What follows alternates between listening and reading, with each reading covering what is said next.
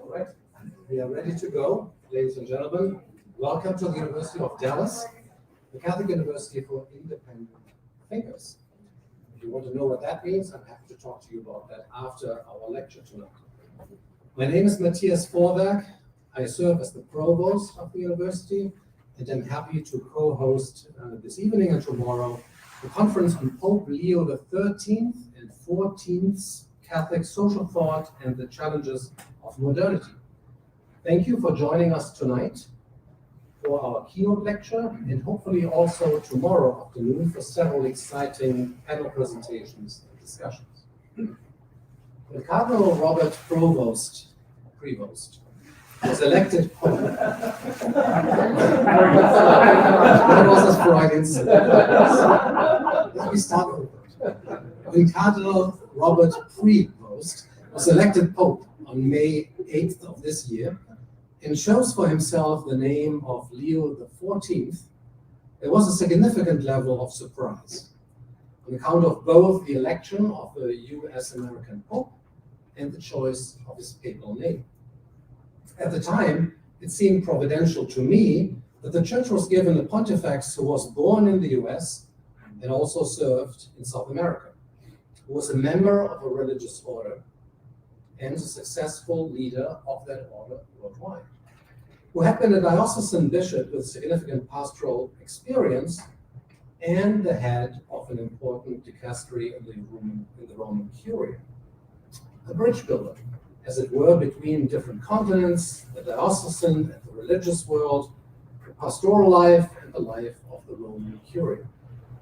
Choosing the name of Leo XIV, I assumed the Pope had likewise in mind an effort to build bridges between the Catholic dogmatic tradition, on the one hand, choosing the name of the successor of St. Peter, who declared St. Thomas Aquinas the patron of Catholic philosophy and theology, and the concern for the social question on the other, given Pope Leo XIII's seminal role in the development of modern Catholic social teaching.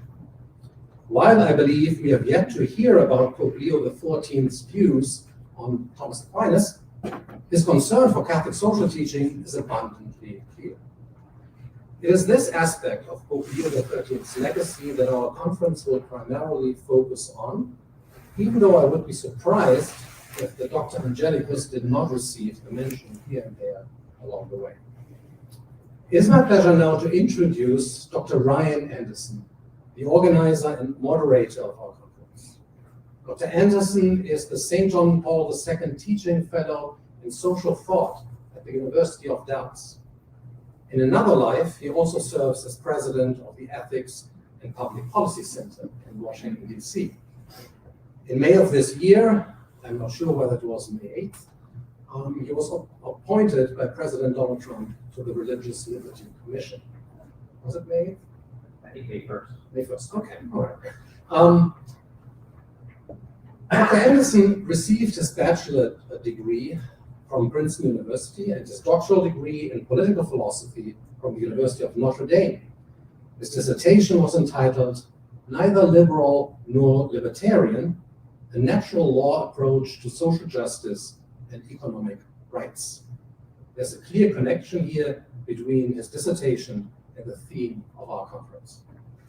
Dr. Anderson's research has been cited by two US Supreme Court justices, Justice Samuel Alito and Justice Clarence Thomas, in two Supreme Court cases. He has made appearances on various news channels, from ABC to Fox News. I'll skip all the others. And his work has been published in major national newspapers like the New York Times, the Washington Post, the Wall Street Journal, as well as distinguished academic presses like Oxford University Press, Cambridge University Press, and a number of other venues, which, for the sake of time, I'll also skip. This is just to indicate that there's a lot I could be mentioning that I'm not mentioning right now. Dr. Anderson is the author, or co-author of 5 books, including most recently Tearing Us Apart, How Abortion Harms Everything and Solves Nothing. I leave it to you to Google the rest of his work, or to ask your AI agent to do that for you. Please join me in welcoming Dr. Ryan Anderson.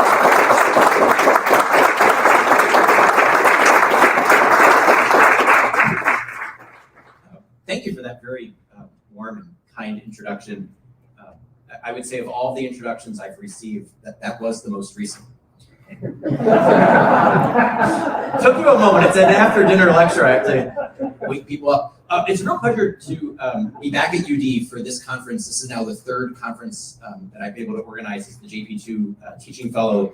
The first year we did a conference on liberalism, Catholicism, and America with a variety of perspectives on how to think about the American founding and political liberalism. Last year we did a conference on contested moral questions and the development of moral doctrine. Not going to think of the development of doctrine in the more dogmatic sense. Last year we wanted to think about some of the ethical and moral questions. And then this year we originally had a different topic planned, or at least sketched out, and then when we saw the selection of Leo as the new Pope, we thought this is what the conference should be on, and so we quickly changed gears. And I'm very glad the lineup of speakers that we have. You're in for a treat both tonight and tomorrow afternoon. Tomorrow afternoon we'll explore both Leo XIII and Leo XIV on church-state relations and religious liberty issues. Each of those Leo and now Leo XIII and now Leo XIV had to wrestle with and will have to wrestle with a variety of religious liberty issues. They're not the same issues, and so we'll explore what Leo XIII was wrestling with and what Leo XIV will have to wrestle with. We'll also look at marriage and sexuality, which was also a major theme for Leo XIII, and it's going to have to be a major theme for Leo XIV. And then finally, we'll conclude with AI, which was not something that Leo XIII had to wrestle with. But when Leo XIV chose this name, he then partly explained why. He said Leo XIII was wrestling with the Industrial Revolution. I'm going to be wrestling with the technological revolution. And clearly, part of that is the internet, part of that's smart devices, but a larger part of that is AI. Just last week, I was in Rome for an interfaith summit on AI, and I know there have been a variety of gatherings in Rome on AI. And it's clearly something the church needs to wrap its collective head around, and so that closing panel tomorrow afternoon will be quite helpful. I should mention that while I was in Rome, I was fortunate to meet up with a friend of mine who's an alumnus of this institution.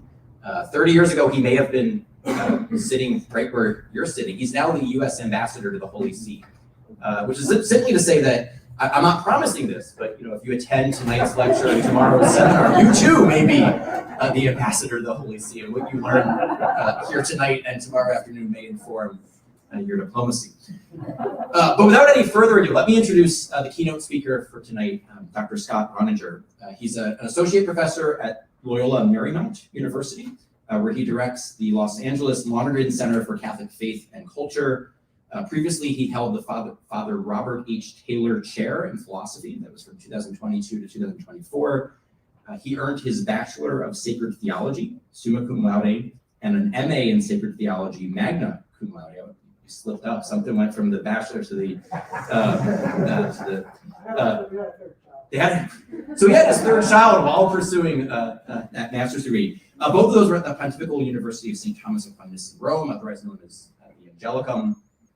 He then did his MA in philosophy from the University of Chicago, and then a licentiate in philosophy from the Pontifical University of the Holy Cross in Rome, so Santa Croce. He earned his PhD in philosophy with distinction from the Catholic University of America, where he studied under the direction for his dissertation on Senior Robert Solowski. He's published numerous scholarly articles on metaphysics, on phenomenology, on Catholic social teaching, on natural law theory, on ethics and political philosophy, philosophy of literature. He's the editor of a recent book that came out, a collection of essays from Russell Hittinger titled On the Dignity of Society, which is just a really wonderful collection, including several essays on Leo XIII. So if you want to go deeper on Leo XIII, I commend you Russ's book On the Dignity of Society, Catholic Social Teaching and Natural Law, came out last year from CUA Press, and Scott was the editor of that. And he's currently co-editing with Chad Engeland a 3-volume collection of essays on phenomenology and theology by Monsignor Sokolowski. Tonight's lecture is titled Wisdom and the Tranquility of Order, Reflection on Popes Leo XIII and Leo XIV. And please join me in welcoming Dr. Scott Roniger.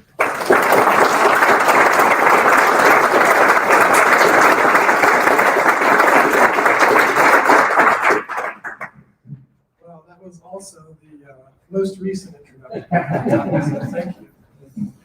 Thanks really to Ryan. It's a great honor. Thanks to everyone here. Thanks especially to Matthias. Thank you for being I should also say that my 17-year-old daughter is right here this evening because what every teenage girl needs is yet another lecture from the father, and a public one. Actually, she's a senior in high school. She was just admitted to UD with a provost scholarship. Maybe we should rename it the Provost. So she's visiting as a prospective student. She'll never forgive me for this. As some of you know, Ryan at least knows, I'm here replacing Russ Hittinger, who is by any measure the world's leading scholar of Catholic social teaching, and like Leo XIV, an American and a baseball fan. So I think it's fitting to begin with a little anecdote about Russ and America's pastime of baseball. Russ and his brother John, who's also an academic as well, very fine scholar and teacher in his own right, studied with Ralph McInerney at Notre Dame. And when Ralph McInerney would have his Thomistic lectures and conferences and things, he would walk up to the first Hittinger he saw, either John or Russ, and say, "Aha, we have today's designated Hittinger here." So it seems that today I'm your pinch Hittinger, and it's always a gamble to go with a pinch hitter, to say nothing of a pinch Hittinger. So I might strike out, but you've got my word that I'll go down swinging. So with that, let's jump in. There is a handout which gives you the structure of the lecture, and I'm going to go with the chiasm here. And really what you're going to get is a distillation of Russ and I's conversation about Catholic social teaching for roughly the last 15 years. So the pinch Hittinger is going to kind of keep close to the original. Let me jump in with two historical details. The first from the late 18th century and the second from the mid 19th. Taken together, they reveal much about the historical situation surrounding Pope Leo XIII's articulation of perennial themes in Catholic social teaching. And that's our target. That's my target anyways. The perennial as it's revealed in the historical. So to the first.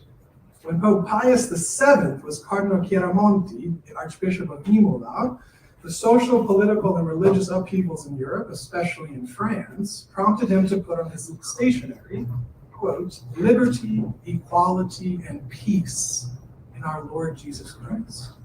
This episcopal letterhead is dense with meaning.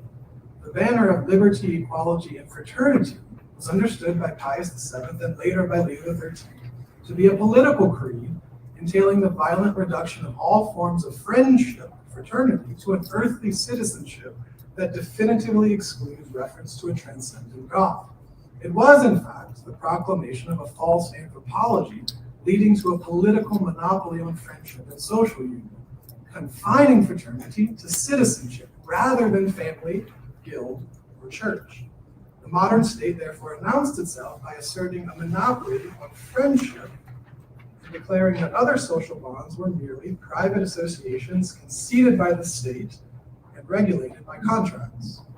This anthropological and political revolution demanded the replacement of supernatural worship of God and grace and truth with a political religion that exalts the self, thereby reducing the church to a subordinate instrument of the state, if not attempting to exterminate her outright. Various offshoots of this ideology spread rather quickly through Europe. And when Leo becomes Pope in 1878, just shy of 100 years after Chiaramonti's letterhead captured in nucleo the church's eventual response to the social and political revolutions of the era, he, Leo, would often identify these offshoots as unified groups of sectarians. They are the regalists, the naturalists, the liberals, the socialists, and perhaps above all, the Freemasons. He described them in the following way, and I'm going to weave a bunch of quotes together here. They are motivated by hatred of the Catholic Church, of its divine mission, and of the spiritual power of its supreme head. They have launched a systematic war against everything that is Catholic. They want to destroy not only the temporal power of the Pope, but above all, the Church's spiritual authority. The sectarians are in fact planning the destruction of the Church herself. All their effort is to tear the Italian and the French people away from their faith, which was their traditional glory and prosperity. Their goal is to annihilate Christianity in France, to alienate whole societies from God. These are all quotes from the other from various documents.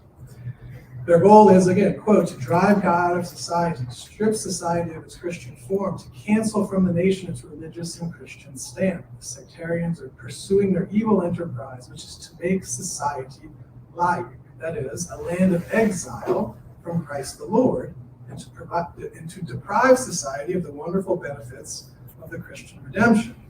In place of Christian faith and culture, they aim to establish, quote, a new religion, in which divine worship will be accorded to human reason under contempt for the sovereignty of the immortal God, end quote. The deepest roots of this crisis were twofold.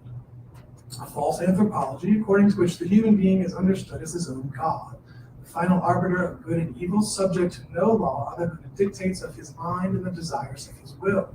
When this false anthropological premise is extended onto the plane of political life, when this theory of the soul is writ large in the modern city, the totalitarian state is generated, a monstrous construction of human pride that recognizes no power other than its own and that therefore absorbs all social life and activity into itself. The self as God leads to the state as Plesio, the totalitarian mortal God. Here again is Leo. Once ascribed to human reason the only authority to decide what is true and what is good, and the real distinction between good and evil is destroyed. Honor and dishonor differ not in their nature, but in the opinion and judgment of each one. Pleasure is the measure of what is lawful, and given a code of morality which can have little or no power to restrain or quiet the unruly propensities of man, a way is naturally open to universal corruption. With reference also to public affairs, authority is severed from the true and natural principle whence it derives all its efficacy for the common good, and the law determining what is right to do and avoid doing is at the mercy of the majority. Now, this is simply a road leading straight to tyranny.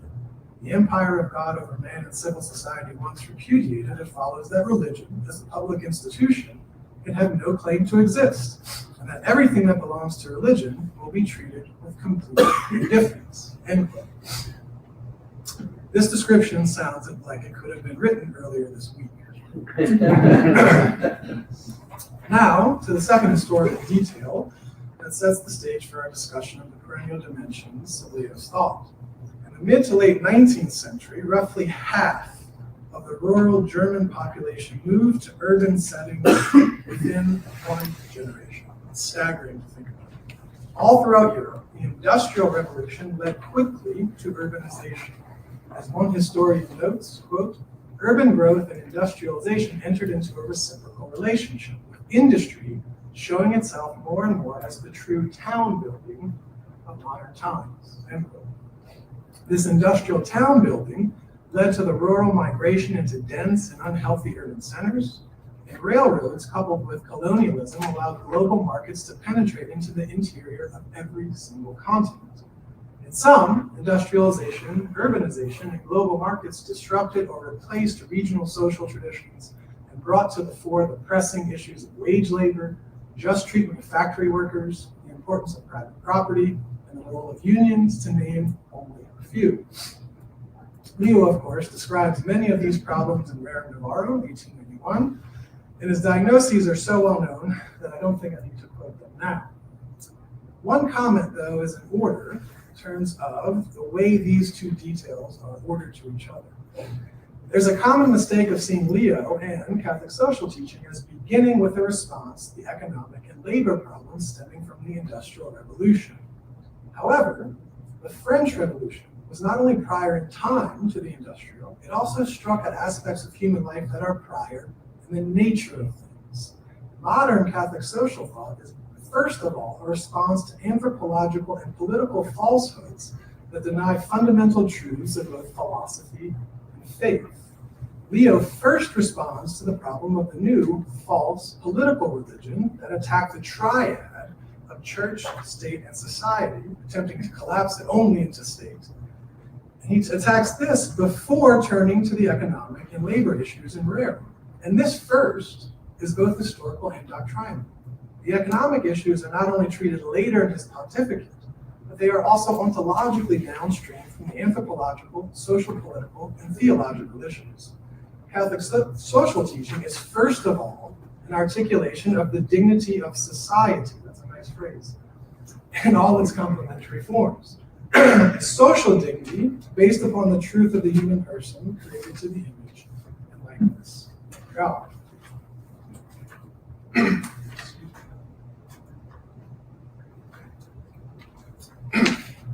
Now, how does Leo respond to the challenges we've outlined?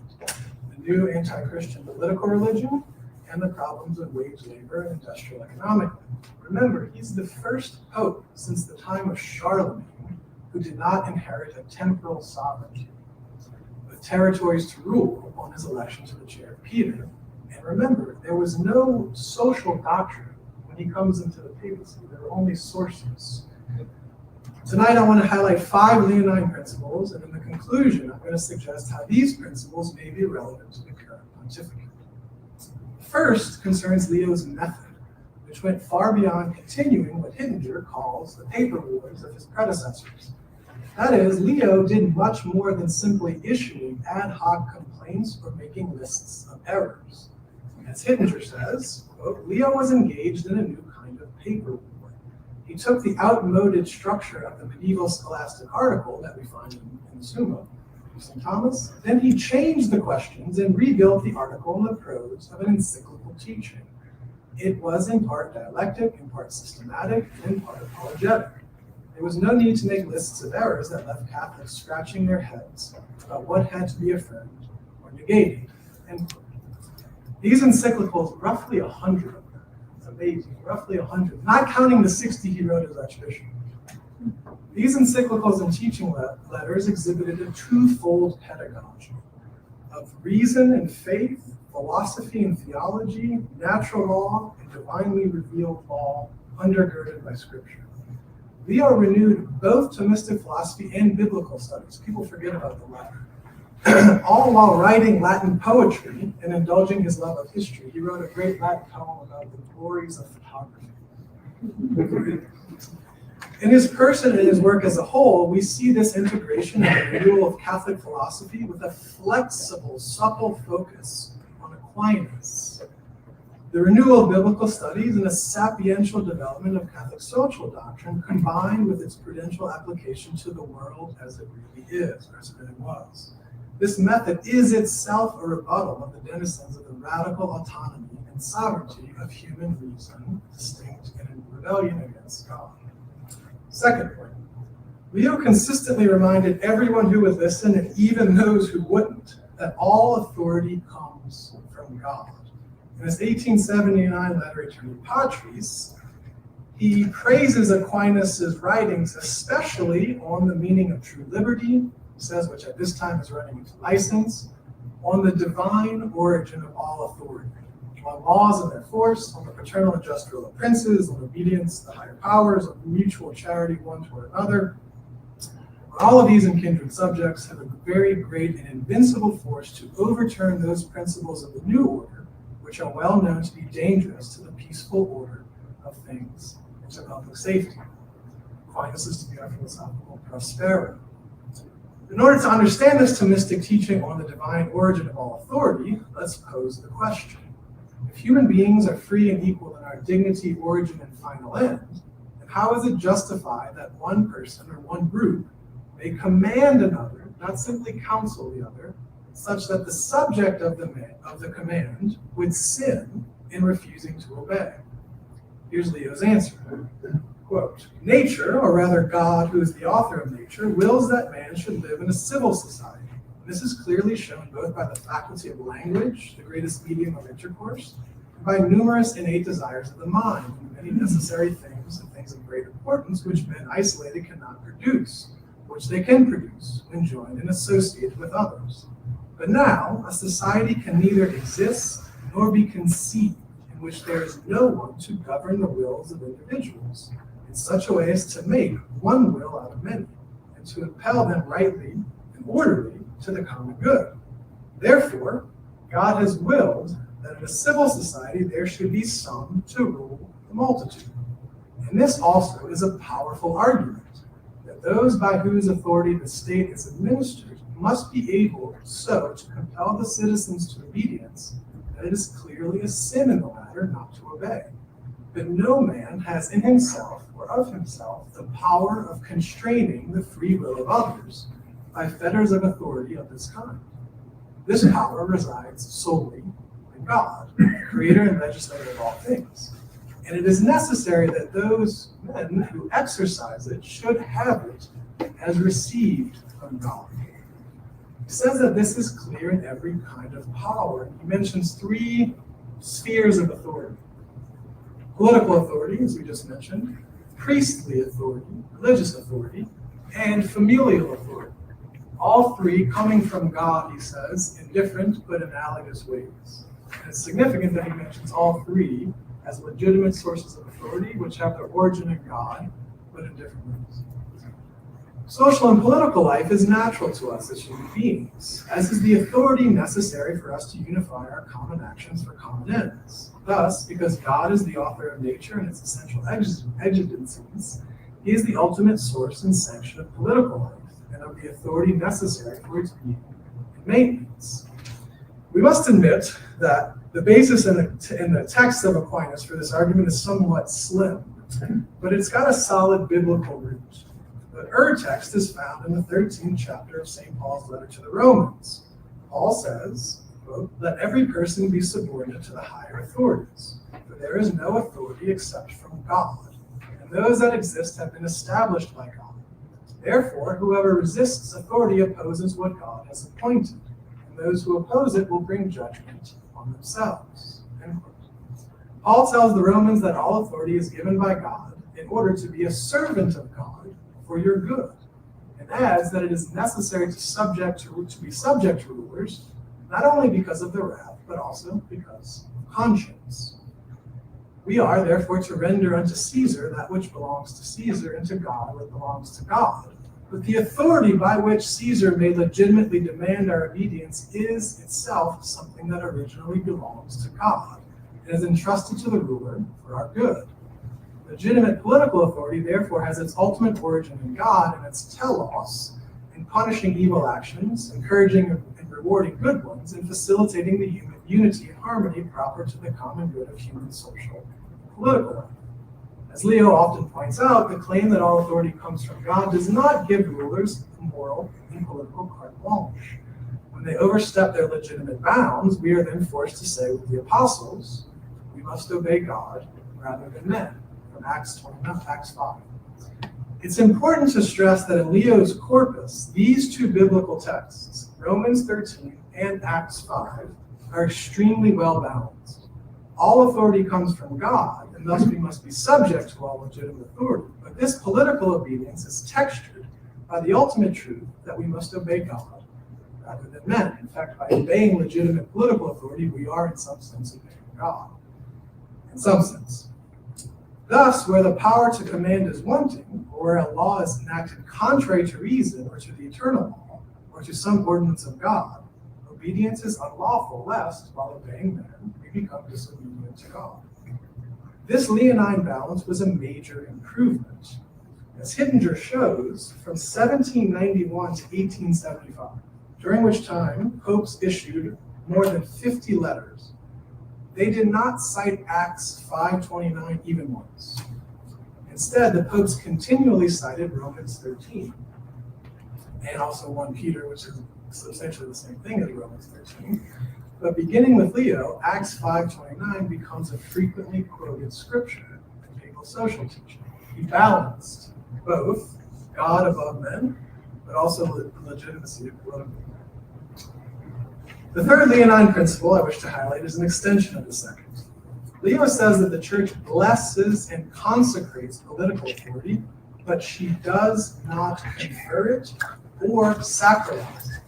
She is not the source of political authority, nor does she hallow political authority with the sacrament, but she does bless it and fecundate it by her life and activity.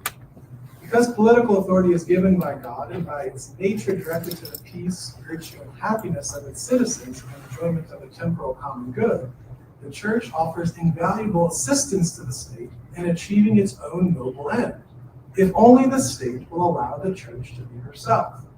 Leo says that throughout her history, the church's pontiffs have, quote, consecrated the political power in a wonderful manner, and that by her teaching and sacramental grace, the church has, quote, urged rulers to follow justice, has strengthened their legitimate authority, and has helped the state to bear important fruits beyond all expectation. He says repeatedly that the church does not threaten the state, that that she is not a competitor in the political arena, but that she strengthens the rights of the state and adds, quote, to their permanence and luster.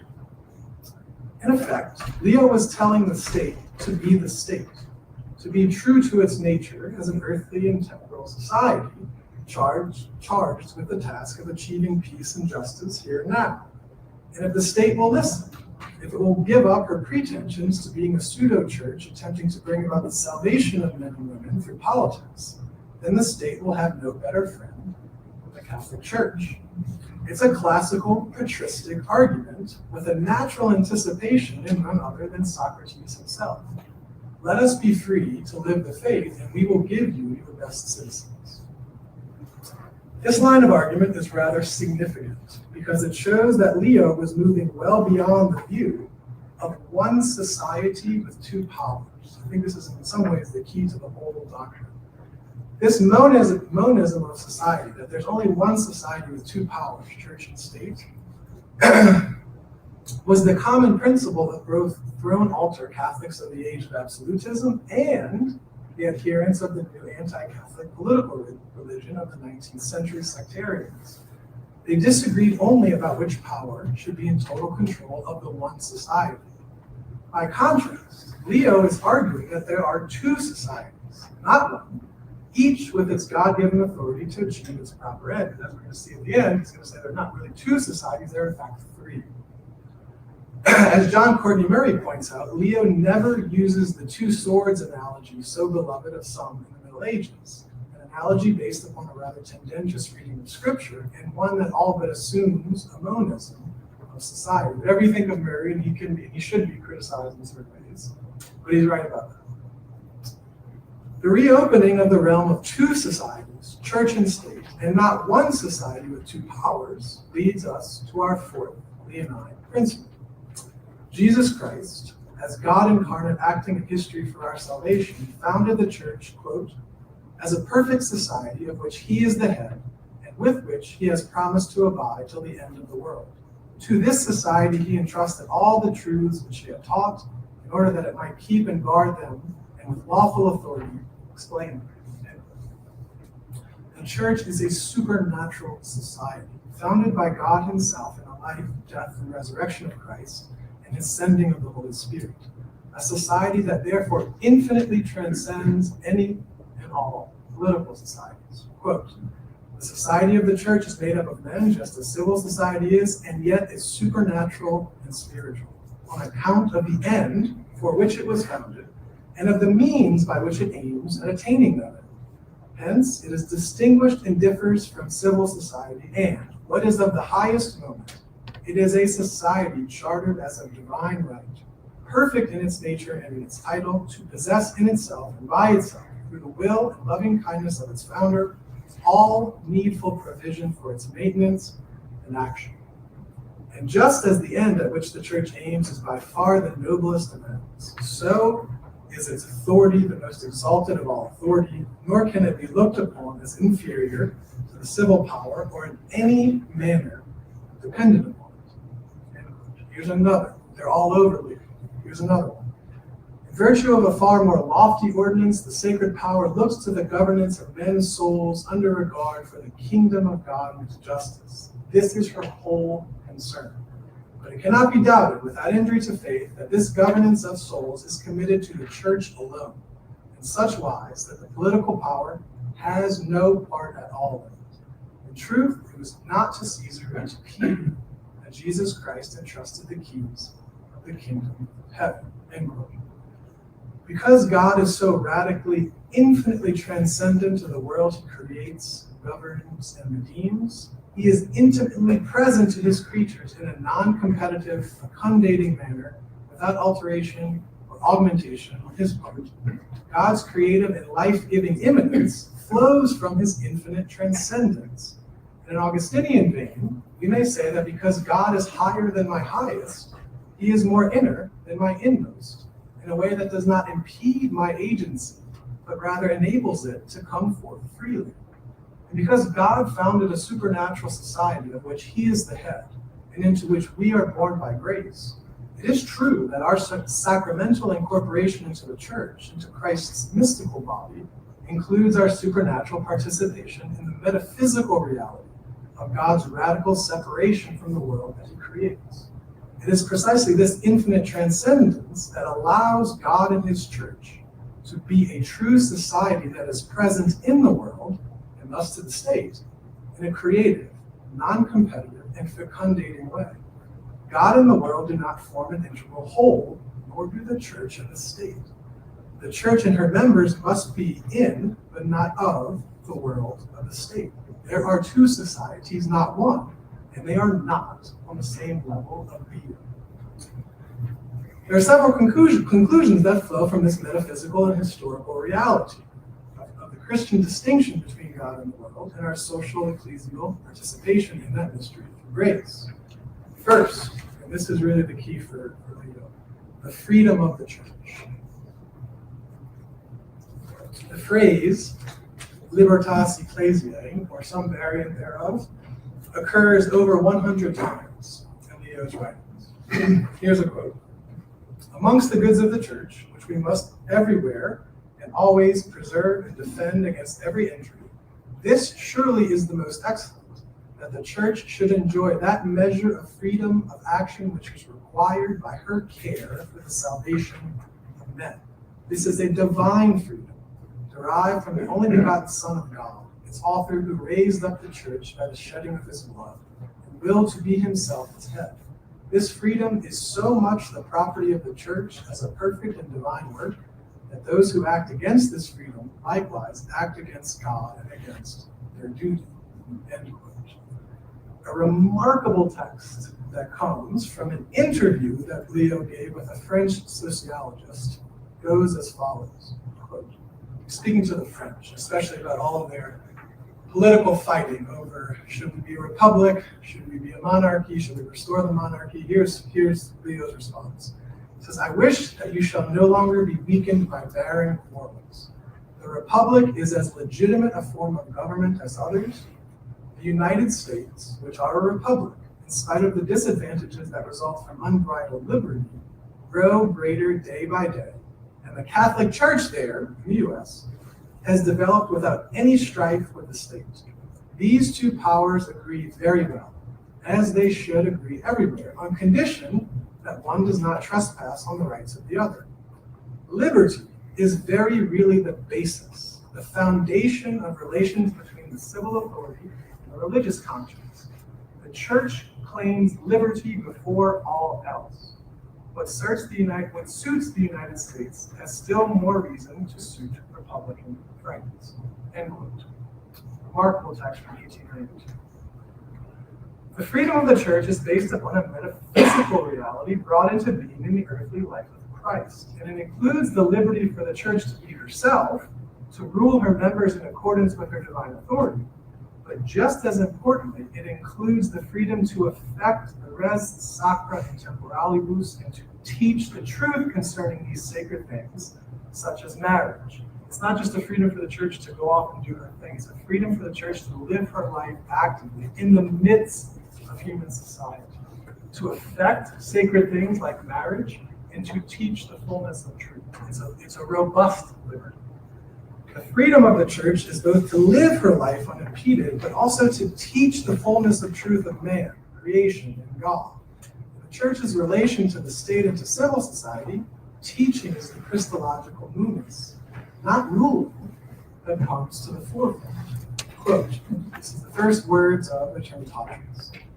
The only begotten Son of the Eternal Father, who came on earth to bring salvation in the light of divine wisdom to men, conferred a great and wonderful blessing on the world when, about to ascend again into heaven, he commanded the apostles to go and teach all nations, and left the church, which he had founded, to be the common and supreme teacher of the peoples.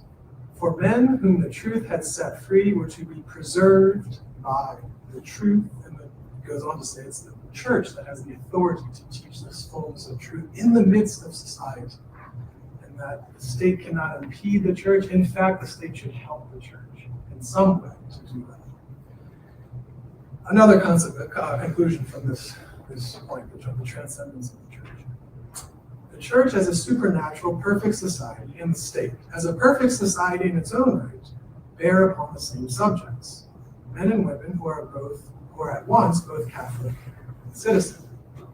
Leo therefore stresses that the relationship between church and state must be marked by friendship and harmony. Concordia is his favorite word, especially on the so-called mixed matters of marriage and education. We should note that Concordia does not demand an establishment of the church, though it does stress society's obligations to worship the true God. Leo says that the church's freedom, quote, is not of a kind that could awake rivalry or jealousy. For the church does not seek political power, nor is she motivated by selfish ambition. Her one wish, her single desire, is to further among men the practice of virtue, and in this way to see to their eternal salvation. Consequently, it is her want to show a ready spirit of maternal kindness. End quote. Leo argues over and over again that the church, quote, knows and teaches that her divine founder commanded men to render to Caesar the things that are Caesar's, and unto God the things that are God's. And in this fashion, he sanctioned the immutable and perpetual distinction of the two powers, both of them supreme in their respective orders. It is a fruitful distinction, which has had a large part in the development of Christian civilization. In her spirit of charity, the church rejects as incongruous with herself all hostile aims. Her purpose is simply to range herself at the side of the political powers. She does indeed exert her influence on the same subject, which is man, and on the same society, but by such channels and with such lofty aims as are at the height of her divine mission. End quote. Leo was ever the good Aristotelian Thomist, and therefore he identifies and rejects two extremes, two vices, in this case, two extremes or two vices concerning the relationship of church and state. First, he rejects the extreme of the state's attempt to subordinate the church to herself, arguing against those, quote, who are not satisfied with distinguishing between politics and religion, but separate and completely isolate the one from the other. They wish them to have nothing in common, and imagine that the one should exercise no influence over the other. Such men, in truth, differ little from those who desire the exclusion of God, the Creator and Sovereign of all things. End quote. And remember, in Leo's time, separation of church meant the complete subordination of the church to the state. It meant, in effect, the attack on the church to make it either completely extinct or to make it merely an organ of the state. So when he's attacking separation of church and state, he's attacking that extreme. This is very clear. The state's banishment of the church is a form of social apostasy. That's Leo's quote. And thus political and social suicide. What's the second extreme that Leo rejects? He also rejects the vice or the extreme of the church's subordinating the state. Thus, quote, the reverse opinion is likewise to be shunned. The opinion of those who mix up religion and partisan politics and make of them a confused unity, even to the point of declaring that men of another party are unfaithful to the Catholic name. This is to push political factions into the holy field of religion. It is deliberately to rupture fraternal harmony and open the way to a disastrous amount of harm. The sacred and the civil, which are by origin and nature distinct, ought to be separate in one's judgments and conception. End quote. Now, I just have to say, I wish that text were quoted more often in our contemporary discussions of church and state. Him identifying both of those extremes. And let me make it clear, too, Leo thinks that the state has to recognize the church's freedom on, you could say, two grounds. One, the theological ground. God himself founded the church in the life, death, and resurrection of Christ. And therefore, God himself has given the church this mission. The state has to recognize that theological title to authority to teach and to effect the sacraments. But there's a second reason for the state to grant not only freedom but assistance to the church. The state has to look at the temporal goods that she herself gets when Catholics are able to live their life in faith. In other words, he's saying, look at the theological title and give us freedom based on that. Look at all of the benefits we give your society if we live our faith, and give us freedom based on that as well. It's a twofold argument. The infinite transcendence of the church and her fecundating presence in but not of the world has another important consequence for political life. By emphasizing the distinction of the two societies and the transcendence of the church, Leo highlighted more clearly than before the proper autonomy and dignity of political society and its government. Therefore, more particularly, the problem of political forms and processes of government he recognized as a political problem, namely, not a problem for the church to enter into. Leo teaches, therefore, that the church accepts all legitimate political forms. The church does not demand a monarchy, or a mixed regime, or an aristocracy. And therefore, it's not her role to tell a nation which form of government is best for them, given their history, culture, and current challenges. Quote, "A notable difference exists between every kind of civil rule and that of the kingdom of Christ. If this latter bear a certain likeness and character to a civil kingdom, it is distinguished from them by its origin, principle, and essence. The church, therefore, possesses the right to exist and to protect herself by institutions and laws in accordance with her nature. And since she not only is a perfect society in herself, but superior to every other society of human growth, she resolutely refuses, promoted alike by right and by duty, to link herself to any mere party, and to subject herself to the fleeting exigencies of politics. On like grounds, the church, the guardian always of her own right and most observant of that of others, holds that it is not her province to decide which is the best amongst many diverse forms of government and the civil institutions of Christian states. And amid the various kinds of state rule, she does not disapprove of any, provided the respect due to religion and the observance of good morals be upheld." End quote. The church can be herself in a democracy, an aristocracy, a mixed regime, a monarchy. Any of these are fine. The point he's making is the form of the church is absolutely set by divine revelation. The church cannot change her form. The form of marriage, one man, one woman, is set by nature and by grace. No one can change the form of marriage. But there's flexibility in political forms. And that flexibility is up to the political body to decide which is best for them. Let us now come to our fifth Leonine point, which is found in Rerum Novarum. Here we see Leo's holistic and integrative mind at work, his relentless drive to diagnose contemporary problems in the light of perennial principles. It has been argued, and is sometimes stated as a matter of fact, that Leo's argument for private property is Lockean. As I'm going to show, this is simply false. It's important to see why. Leo's ultimate explanation for private property and the just living wage of the worker is at once both philosophical and theological, anthropological and political, and it makes use of classical philosophy theology. The defense of and arguments for both the living wage and the importance of private property are rooted in the anthropology of men and of women as open to the whole of reality. A man whose soul is in a way all things by knowledge and by love, and who is therefore ennobled by being subject to the very author of his being, by participating in the eternal law. Reason enables us to participate in the eternal law, both through the natural law and through divinely revealed law. As a unity of body and rational soul, as an incarnate soul or spiritual body, man as image of God is provident for himself and for others, which demands that he tend to his bodily and temporal needs. As such, it is fitting for man to imitate God by moving himself and others to their proper end of happiness, by generating and caring for new life, and by working. For it is God himself who, in the beginning, blesses us and says to us, "Be fruitful and multiply, fill the earth and cultivate."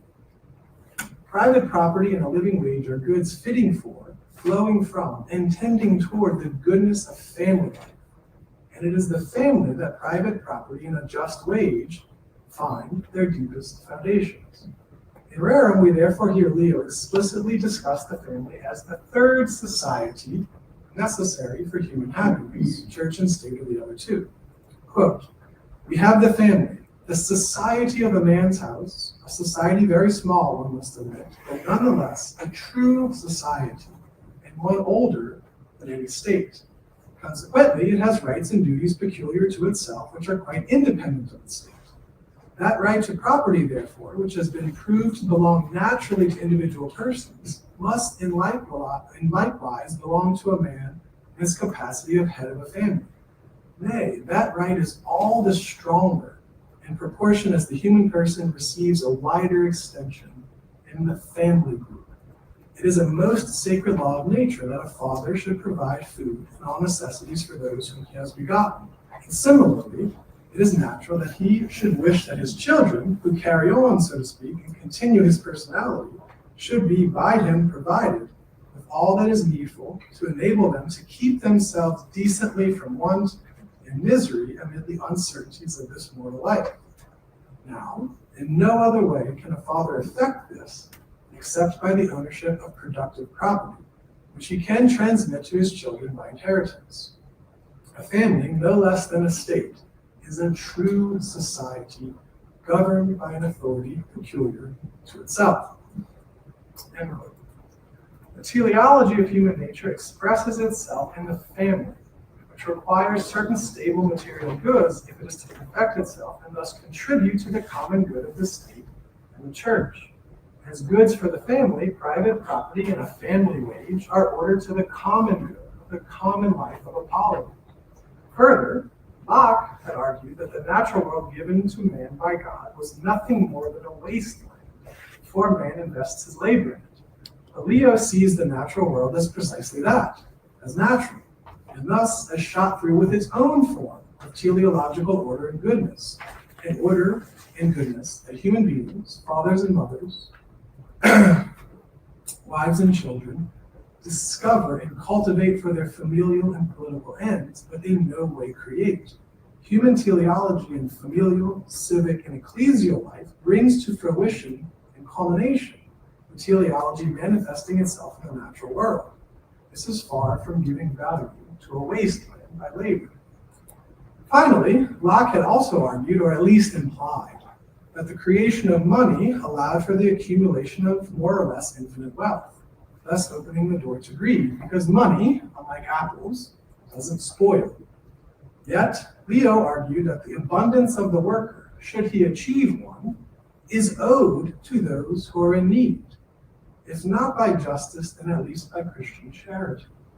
Leo, for these three reasons, is simply not a Lockean, and the proof, I think, is in the text itself of Rerum. Now, I've structured this lecture as a chiasm, and in every chiasm, there's an important crossing over. I'm not going to go through the crossing over here. I'm going to leave that for you on your handout, and you can you've got some homework if you're interested. How do we get from Leo XIII and the 5 principles I just articulated to Leo XIV? Well, there's an important story that happens in the meantime, and I've just highlighted some things that you might want to look into, because I think those are important developments that take place in this tradition. But I leave those to you. But how does this apply to Leo XIV, to our current pontificate? Well, let's go through it. And as a chiasm, we'll start with the last one we just finished. Leo XIV, as we heard already, on his choice of name, why did he choose his name of Leo XIV? He says, quote, because Pope Leo XIII, in his historic encyclical Rerum Novarum, addressed the social question in the context of the first great industrial revolution. In our own day, the Church offers to everyone the treasury of her social teaching in response to another industrial revolution and to developments in the field of artificial intelligence that pose new challenges for the defense of human dignity, justice, and labor. Now, he might not know it, maybe he does, but his namesake, that is, Leo XIII, was also interested in artificial intelligence. And here's a quote you might not know. It's from one of the letters he wrote as Archbishop, to Perusian. How splendid and majestic does man seem when he reaches after the thunderbolt and lets it fall harmless at his feet, when he summons the electric spark and sends it, the messenger of his will, through the abysses of ocean, over the precipice of mountains, across the internal workings, how glorious when he bids steam fasten pinions to his shoulders and bear him with the rapidity of lightning over land and sea. How powerful when by his ingenuity he seizes upon this force, imprisons it, and conveys it by ways marvelously combined and adapted to give motion, we might even say intelligence, to brute matter, which thus takes the place of man and spares him his most exhausting toil. Tell me if there is not in man a semblance of a spark of the Creator when he invokes flight, and bids it scatter the shades of darkness. So Leo XIII was already interested, we might say, in artificial intelligence way before Leo XIV. Well, how should Leo XIV, how is he going to address and contextualize and understand artificial intelligence? I think he's going to be something of a good start.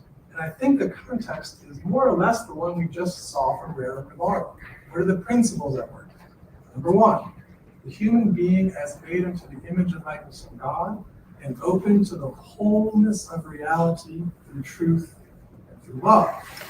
And also, how should we approach the question of AI? Not only the anthropology of the incarnate rational animal open to the fullness of being, but we should also, I think, approach it by stressing the three necessary societies of family, polity, and church.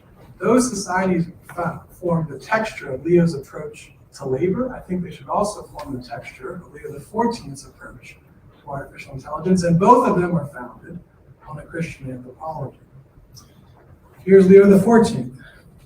He says, as I've mentioned, I chose my name thinking, first of all, of Leo XIII, the Pope of the first great social encyclical, Rerum. It goes on one line later and says, it is the responsibility of government leaders to work to build harmonious and peaceful civil societies. This can be achieved above all by investing in the family, founded upon the stable union between a man and a woman. And then he quotes Leo, a small but genuine society, and prior to all, civil society. In his recent message to an AI conference in Rome, he stressed not only the familial dimensions of AI, namely, what is it doing to our children? He also stressed the church's role, teaching, and the state's role. In other words, I think he's approaching it through the three necessary societies, all of which are founded on the human being as made into the image and likeness of God. I would say it's off to a good Leonine start there. What about the fourth principle from Leo?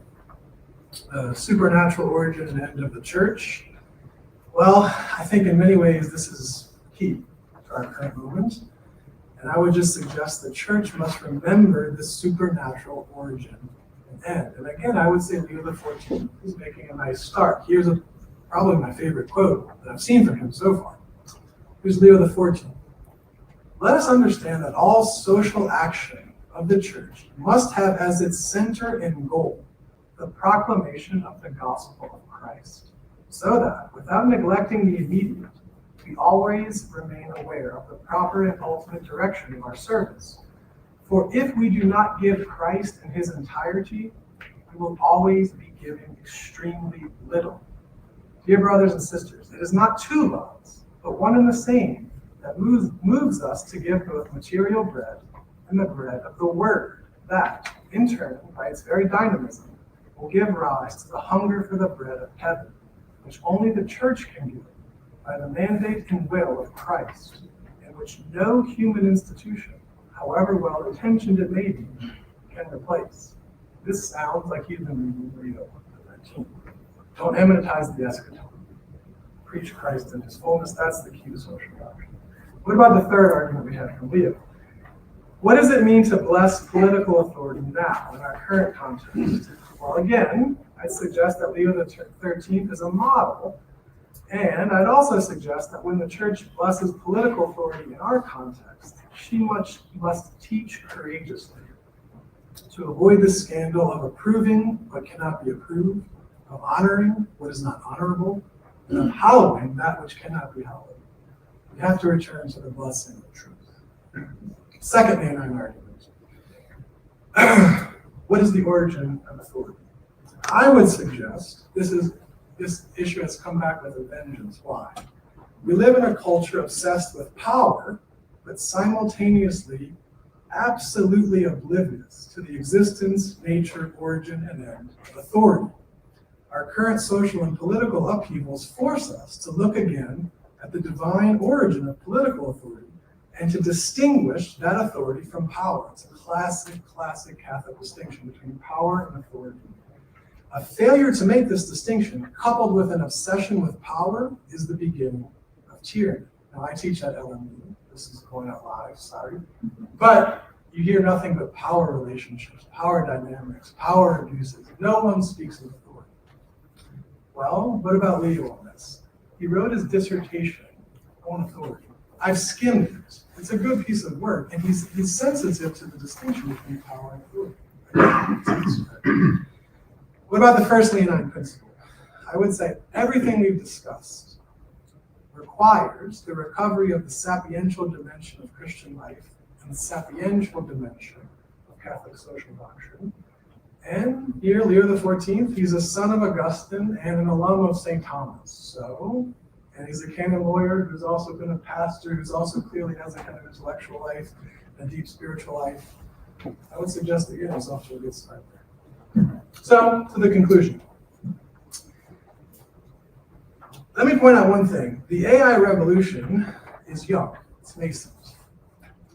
Leo wrote Rerum Novarum in response largely to the Industrial Revolution in the 14th year of his pontificate. The Industrial Revolution by that point had been roaring for a long time, and he had been Pope for a long time. But by the time he wrote Rerum, he really knew what he was doing. He knew exactly what he wanted to say, and he knew the societies and the social structure he was trying to articulate. The AI revolution is young, and Leo just became Pope. No one's asking me for my advice, but maybe be patient. Right? Take Leo as a model here. Know what the thing is, and then know what you want to say about it before you say it publicly. But we began with Pius VII and his letterhead as Archbishop, and the centrality of peace in our Lord Jesus Christ. As a son of Augustine, son of St. Augustine, Leo XIV has already referred many times to the centrality of peace. Indeed, his first words to us as pontiff were of, quote, the peace of the risen Christ, a peace that is unarmed and disarmed, humble and persevering, a peace that comes from God, the God who loves us all unconditionally, end quote. Peace, as Augustine tells us, is the tranquility of order, an order that Leo XIII's writings can still illuminate for us on our pilgrimage to the heavenly kingdom. Thank you.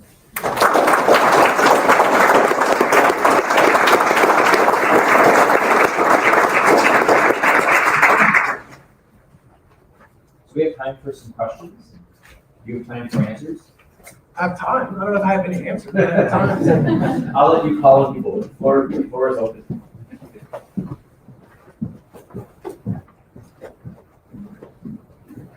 So you had mentioned how important it was not to go to two extremes in Leo XII's thought, and how important it was, for example, not to bring political factions into the church. That's Leo's point.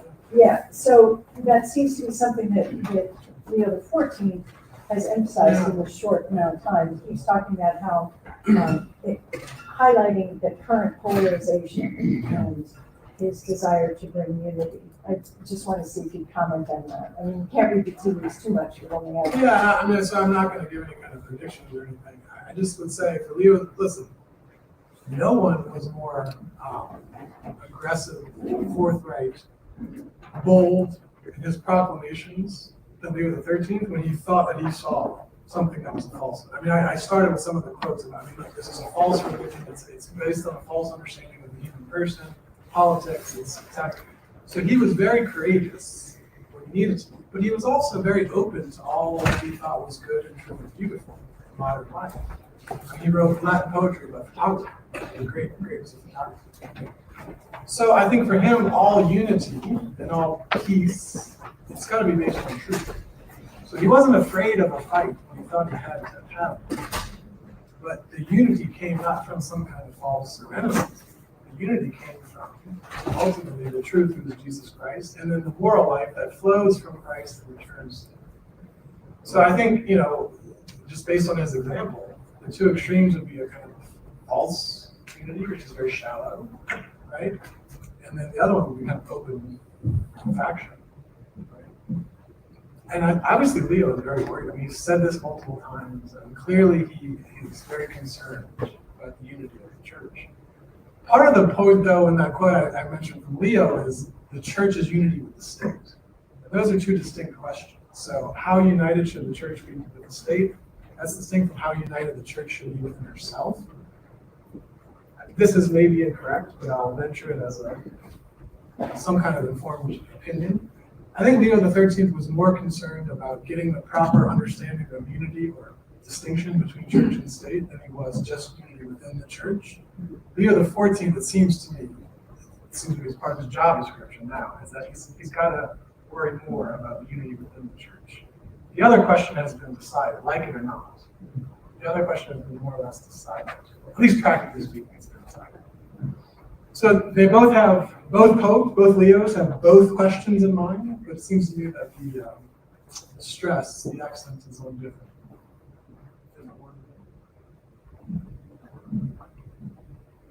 5 years after Roniger, he wrote an encyclical on the Holy Spirit, and he went on to promote the prayer to the Holy Spirit, which grew up studying at Mass, and the whole century following developed a stronger and stronger awareness and importance and so forth of the Holy Spirit, which has been seen in the later popes. But is there a connection in his, I'm not just familiar with his life and so forth, but did he see the church turning to an openness to the Holy Spirit as a necessary condition for living out the road of Novarum? Oh yeah, I think any pope, any Orthodox Catholic would 100% agree with that statement. I think he even in retrospect, the question is in the 19th century, Yeah. where the church was fundamentally Christological Oh, was that a kind in of its mind, and that Yeah. needed to be changed to a more balanced Trinitarian position. That's a good point. That's a good point. The other thing, though, just to show you how balanced he was, one of his most beautiful writings is when he dedicates the human race to the Sacred Heart of Christ. It's a very late writing, and clearly you see there, we're not waiting for another concept. Our hope is only in the Sacred Heart of Christ. And so to me, it seemed like he's balancing clearly the stress on the efficacy of the Holy Spirit, who leads us to Christ, who brings us, who is the way to the Father. So I think, yeah, you're right. He's balancing a lot of things which maybe had been exaggerated one way or the other before him. I mean, his renewal of biblical, Ratzinger always really credits him often with beginning the renewal of modern biblical scholarship within the Catholic Church that culminates in Dave Rerum. I would say it culminates in Dave Rerum, but also in the life of Ratzinger himself and his work as Pope. So I think he had some kind of divine instinct for a kind of integration of all of the different aspects of Christian life. One more example. When he's talking about the divine origin of political authority, there's a debate. Some of you may know part of the debate. There's a debate about what's called designation theory versus translation theory or transmission theory. So this debate goes back to late Baroque scholasticism. And Leo seems, and even in the text that I quote, he seems to be endorsing designation. And so he was asked specifically, one of the cardinals, he was asked, are you, in fact, here in this text, the one I quoted, are you endorsing designation theory and not translation theory? And he said, no. He said, I don't want to deny any authentic Catholic philosophical and theological reflection. So he had this is part of his gene, which is why I started with that, his method. That position may be exactly why Leo chose that name. Maybe.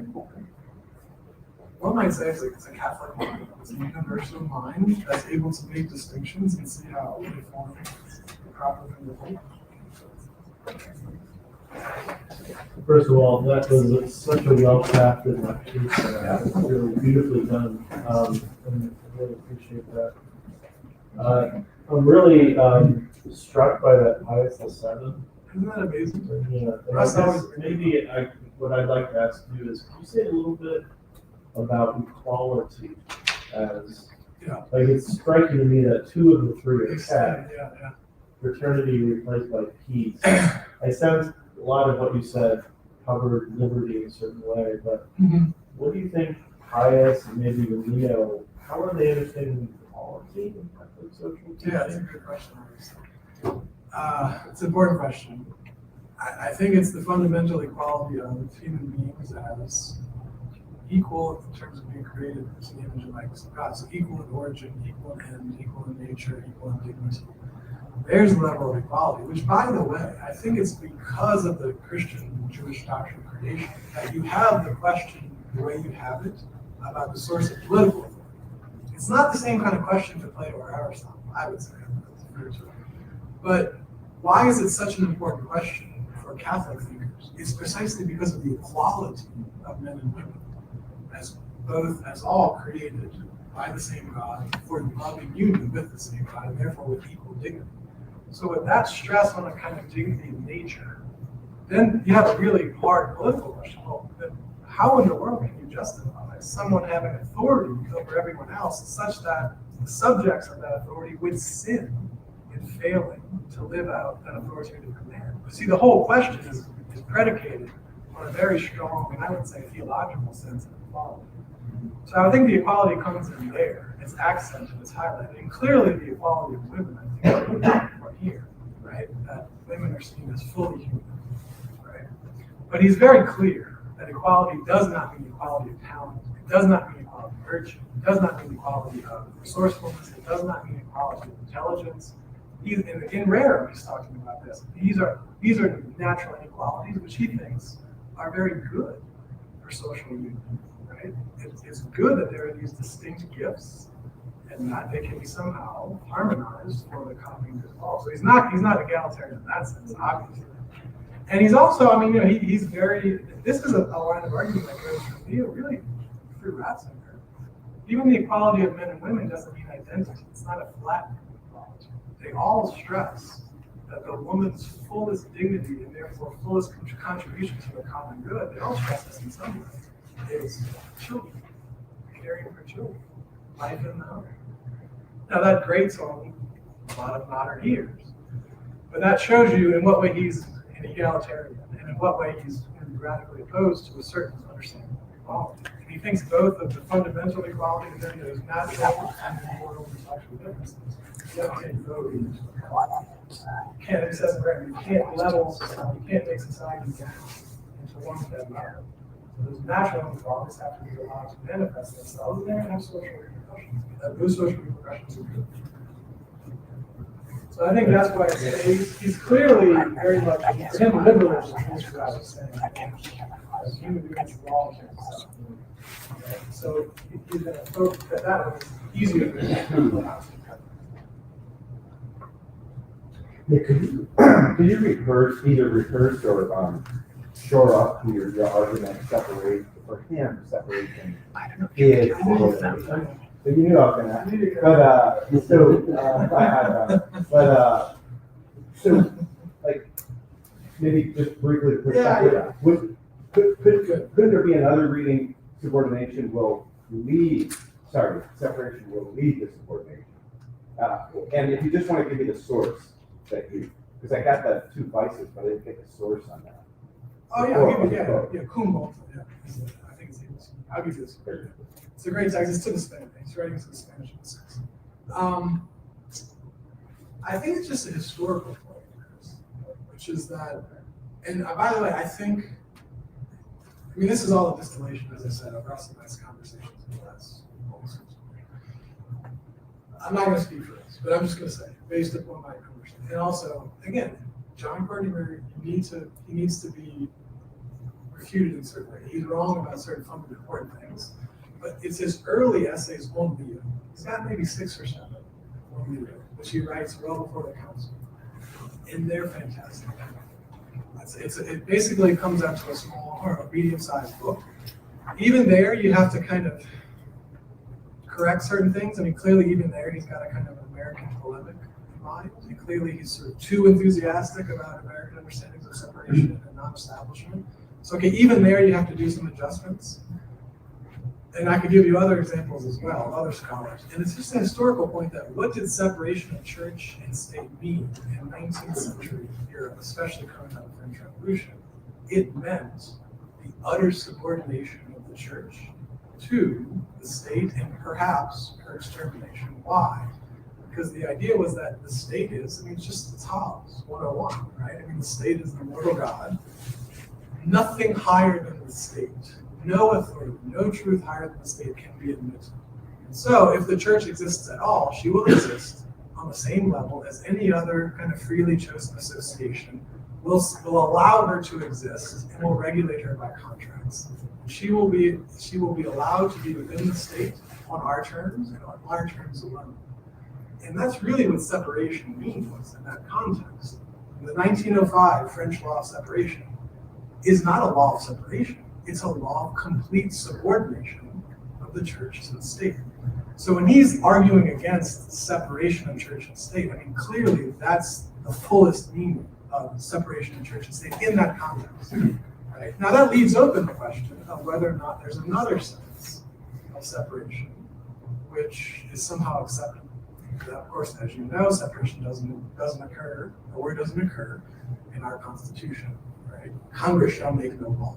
Right. So there are other senses of separation, right? Leo himself recognizes there are other senses of separation. Ratzinger's sense of separation, because he uses that word often, that the church has to be separate from the state.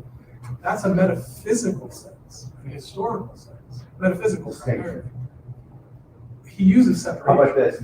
Are you identifying separation with the non-recognition of the church by the state? Again, there are many senses of separation. The one that Leo is most, I would argue, the one that Leo is most concerned with refuting is not just like you're distinct from and you're other than. It's not just non-establishment. It's you only exist as a child of the state, and you will only do what we allow you to do, because the state is the utter highest arbiter of all social life, of all truth, of all goodness. Just like in a similar way, you could say freedom of religion. What did that mean in that context? It meant freedom from religion. It meant the human being is the only law, as a law unto himself, and therefore is free from. His freedom demands that there be no God. So I think part of it is just what did that mean at that time? And he's clearly rejecting all of that. He's certainly not gonna be upset with an establishment. He was certainly not a juror in establishment, obviously not. But I'm with Russ on this. Russ's point is that he does not demand an establishment. Okay, what do you mean by establishment? Well, that the church would be the official established, recognized by the state, and therefore kind of some level of intolerance of some level. I'm with Russ on that. The answer is, does Leo demand that, an establishment and some form of intolerance? And I think Russ is right. The answer to that, I think, is a complicated no. He doesn't demand. He's certainly not going to turn his back.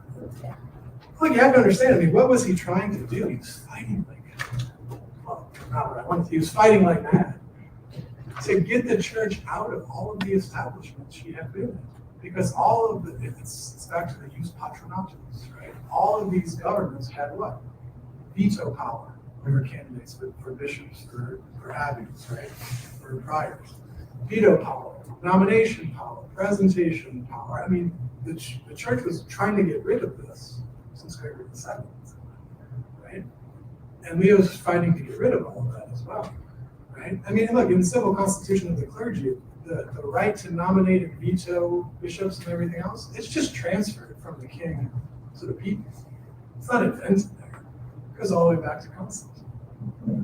Leo's trying even practically to get out of that so that the church, this is universal jurisdiction at Vatican I. What is universal jurisdiction? The time bomb. That time. Why?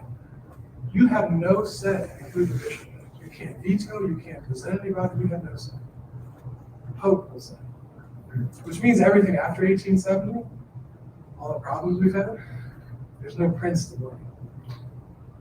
Yeah. It's all self-inflicted wounds after that. No, you can't say, oh, but we wanted 5 other guys and this is the 6th guy. Yeah, hopefully no one's watching. Let's do one last question. I don't know.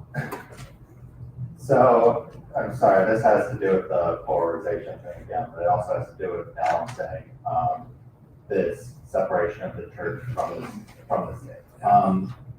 So it seems to me that, yeah, polarization is a big concern, but it also seems to have a lot to do with Catholics in practice and putting their political view of the world separate from their Catholic view of the world, but kind of in thought, seeing them as the same as the Catholic going over the ideology, and that's Benedict's dictatorship of Rome. Yeah. I read it. So my question is, I guess I'm just asking you to clarify more about this separation, because it seems to me like this separation causes a lot of dictatorship of relativism problems. It's a great question, but I think you have to be really precise about what do you mean by separation. Clearly, what you're talking about is some kind of not only unholy but unnatural separation of the truth as it's revealed by God, and then the way in which I'm to live that truth out in the public square or something like this, or a separation of the fullness of the truth and then the way I can what part of that truth is actionable or something like this. So that just seems like a very different sense. Unless I could be misunderstanding the question, but that seems like a very different sense. And I think there the point is just that, as a Catholic, whether you're a congressman, senator, or on the Religious Liberty Commission, or if you're just a weird, crusty philosopher like me, right? Whatever you do, it has to be living out to the best of your ability, right? We're all miserable sinners in some obvious ways, right? You have to live it out to the best of your ability in all of those situations you find yourself in, which calls for prudence, but it calls for a lot of courage. It seems to me you're talking about a separation of sort of faith from life, or sort of separation of different dimensions of the truth. Well, it just seems that politics in practice, in viewing these two things as separate in the way that we, I think we do just because of the way we live, Sure. as if politics and faith are separate entities. Yeah, We wind up having our political vision, like our political views, which are in our bones, based on our nation, based on political sentiments, etc. Yeah. Those wind up coloring the faith rather than, for example, having a very robust understanding of Catholic social teaching and having that allow for lumen gentium or apostolic actuosum or whatever it's called, allowing for those to happen, right? I'm not worried about that, but I hope not. Well, now what you're saying just makes me think that you're articulating the first extreme that Leo gets rid of, which is to pretend as if they're not just distinct, but have absolutely nothing to do with each other. So now it seems like you're just articulating the first extreme, which of course, good Aristotelian tells us, he's going to deny that as well. That's a vice.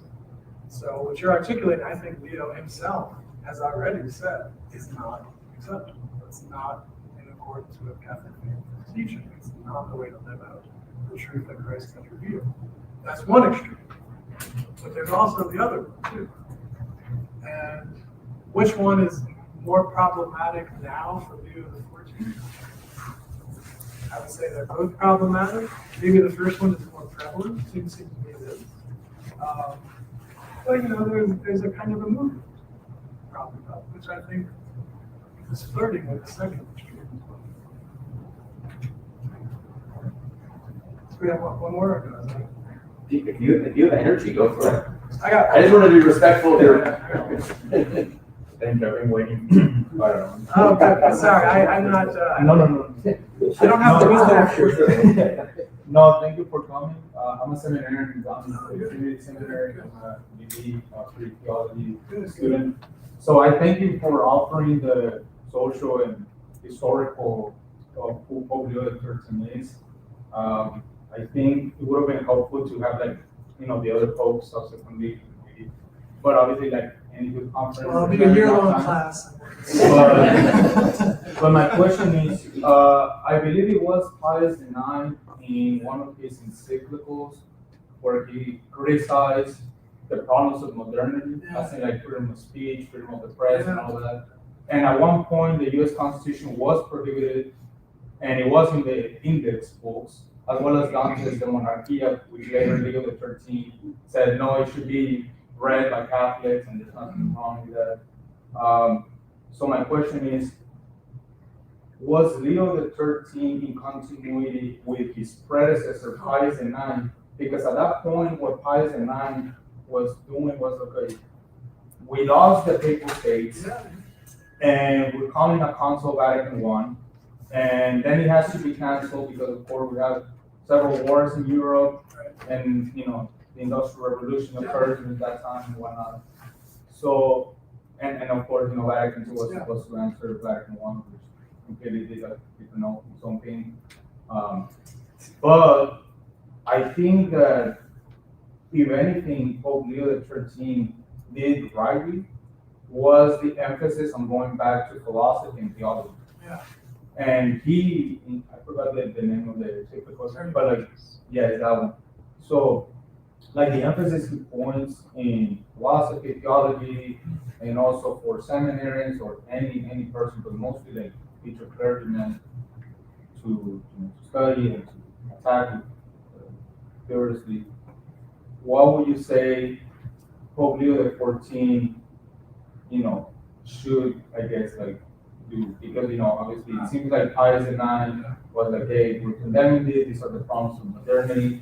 Leo XIII is more like a pragmatic in that view, because at that time you had republics in the Americas, like Mexico, where you got the Freemasons attacking the church and whatnot. So he's trying to respond to all these social issues around the world.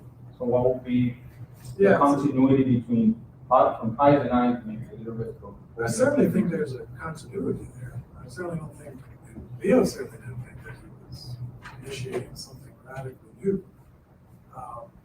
But as I mentioned in the talk, I think the newness is a development of a properly ordered, not perfect, it's never perfect, but the development of a properly ordered and a deeply rooted teaching. I mean, Russ's thing about paper wars, before Leo had inherited paper wars, which were condemnations, lists of errors, but those are not teaching. Those are more disciplinary than teaching, right? Or, I would say. Leo did not inherit doctrina civilis. He had great sources for it, but he had to, and he wasn't alone, he had a fantastic team. There were other fantastic bishops working on the same projects. So the newness is not some kind of break with traditional Catholic teaching. The newness is the development of sapientia, the development of a body of wisdom that could be communicated and then applied in flexible prudential ways. I think that's the newness of Leo XIII. I mean, again, he doesn't even have a social doctrine, and he didn't call it social doctrine. He called it civil doctrine, you might say, right?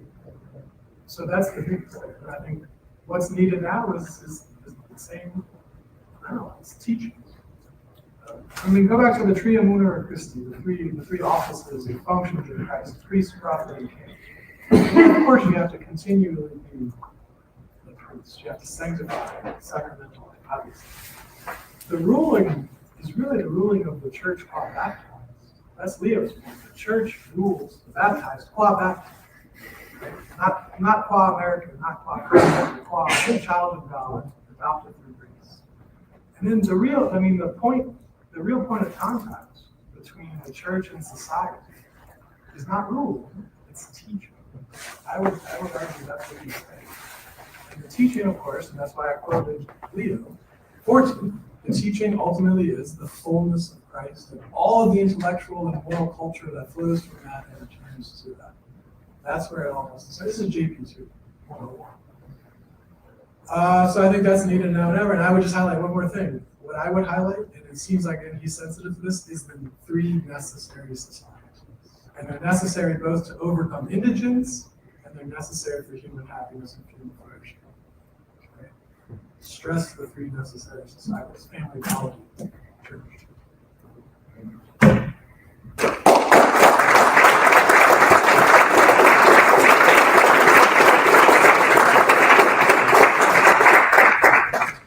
So that concludes things for this evening. But those were great questions. They were outstanding answers. The lecture was just beautiful. Really a great way of opening the conference.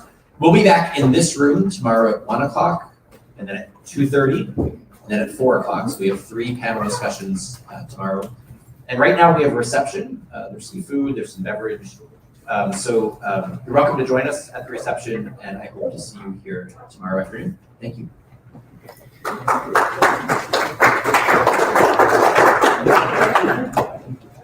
want to read it.